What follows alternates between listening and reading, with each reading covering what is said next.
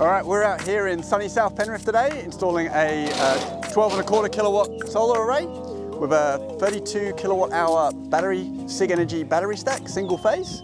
We've got a nice switchboard over there, and we've got our battery towards the back of the house in a nice compliant location on the back of a fireproof wall. And we're installing AIKO 510s. We've got 2 rows of 7 on our lovely clip lock roof here. They're going to point straight up and catch the sun for a very good chunk of the day.